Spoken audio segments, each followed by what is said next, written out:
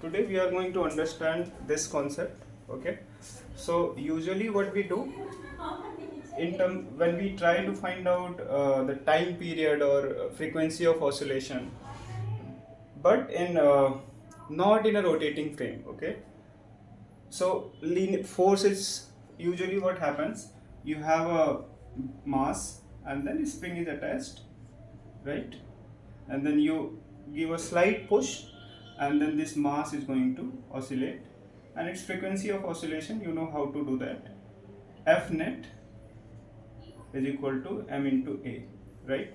And then you try to find out relation between a and displacement, right? Minus shows that the acceleration is going to act always, so it is a restoring force. So acceleration is going to act in a direction so that this block will try to come to its original place. All right, now opposite to the motion basically, fine. But what if torque is acting? If torque is going to act, then what will happen?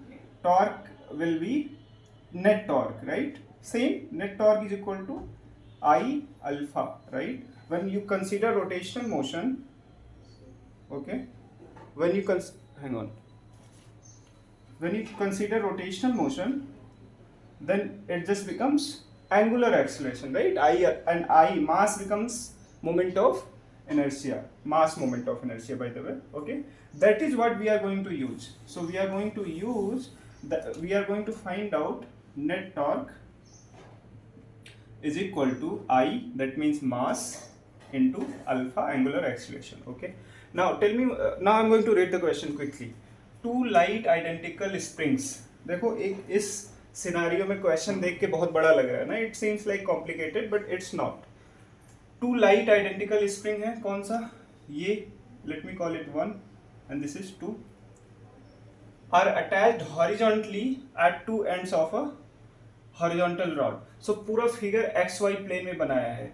This was given in the question. Okay, so horizontal plane पे everything is happening horizontal plane पे, ठीक है.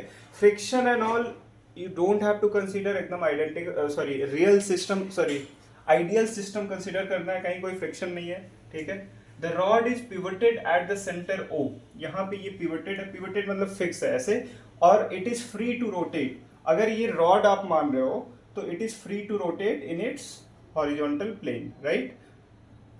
अब क्या कह रहा है, ये स्प्रिंग अटैच्ड है रॉड के एंड से, एंड स्प्रिंग का दूसरा एंड कहाँ अटैच्ड है? फिक्स्ड रिजिड सपोर्ट से. ये दोनों रिजिड सपोर्ट हैं, ये वाले और ये वाले.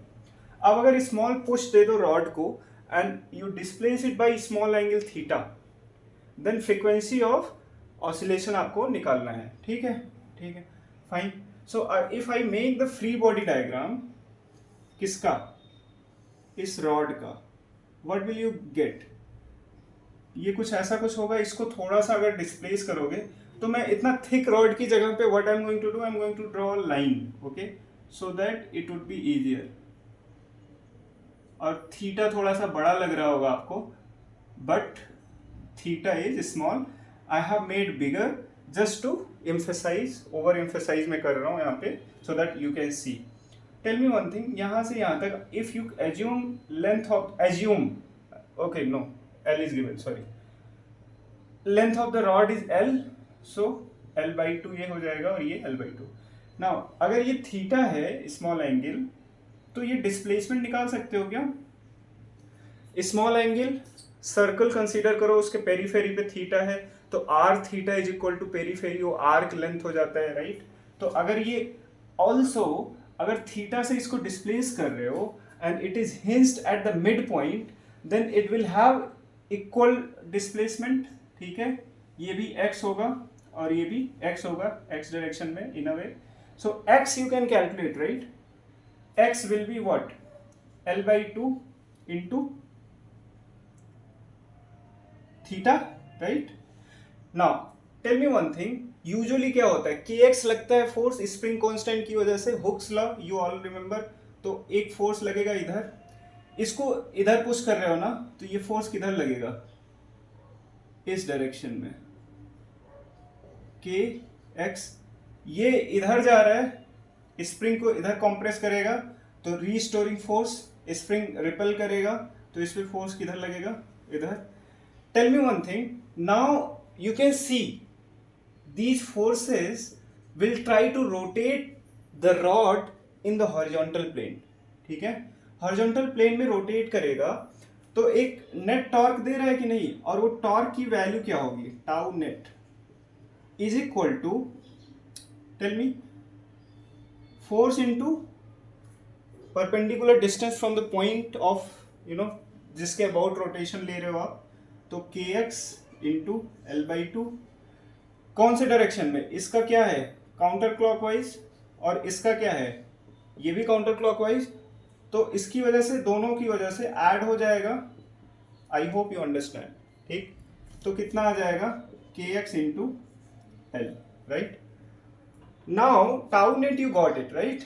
आई की वैल्यू क्या होगी, tell me one thing, mass moment of inertia of rod about its centre कितना होता है, M L square by 12. Alright, fine, that's it. रख देते हैं किस इक्वेशन में, इसमें देखो मैं माइनस साइन अभी जानबूझ के नहीं ले रहा हूं, यहाँ पे tau net is equal to minus I alpha होगा, क्योंकि ये जो आई अल्फा होगा ये इधर टॉर्क, नेट टॉर्क किधर लग रहा है, काउंटर क्लॉकवाइज डायरेक्शन में, and since it is a restoring torque the its direction, so ये रॉड किधर आना चाहेगा, जस्ट अपोजिट, राइट. रॉड का मोशन किधर होगा, जस्ट अपोजिट, राइट. इधर अगर कर दिए आप, सॉरी आपने डिस्प्लेस किधर किया, क्लॉकवाइज. हाँ, see this is what I was trying to make a point. Clockwise आपने डिस्प्लेस किया, बट टॉर्क किधर लग रहा है, एंटी क्लॉकवाइज. ठीक है, तो वही tau net is equal to minus I alpha होगा. Minus I am ignoring because you don't need it for now. ठीक है, but you have to understand that. ठीक है, टाउ नेट कितना आ गया, k x into l is equal to m L square by 12 into alpha. ठीक है, x की वैल्यू रख सकते हो यहाँ पे, कितना आ गया, k L square by 2 into theta is equal to m L square by 12 into alpha. Sorry m कैसे कैंसिल होगा, ये एम आ गया, एल स्क्वायर कैंसिल हो गया, 2 6 अल्फा की वैल्यू कितनी आ गई, where should I write, I hope you can see. Alpha की वैल्यू आ गई 6k by M into theta. अभी मैंने क्या बताया था यहाँ पे, alpha should be proportional to minus theta. तो है कि नहीं, डिस्प्लेसमेंट किधर दिया, क्लॉकवाइज, थीटा का direction clockwise, alpha angular acceleration इसको किधर मिल रहा है, काउंटर क्लॉकवाइज. तो this is what the oscillation. अगर ऐसा है तो इसमें ऑसिलेशन होगा, और जैसे आप करते थे ना a equal proportional to minus x, फिर a is equal to minus omega square x, same चीज यहाँ पे करना है, alpha is equal to omega square theta. ठीक, यहाँ से omega square frequency of oscillation मिल गया, ओमेगा स्क्वायर की वैल्यू क्या आ गई, 6k बाई एम, ओमेगा की value root of 6k by m. I hope you can see. तो मैं ये वाला इरेज करके यहाँ लिख दे रहा हूँ. ठीक है, कितना आ गया, omega square is equal to 6k by m, omega is equal to under root 6k by m. तो ये रेडियन में है, फ्रीक्वेंसी ऑप्शन देख के समझ में आ रहा है, ये 2 पाई एफ हो जाएगा, right. Omega is equal to, तो एफ आ जाएगा 1 बाई 2 पाई. ठीक है, I hope you understand which option is correct, second one.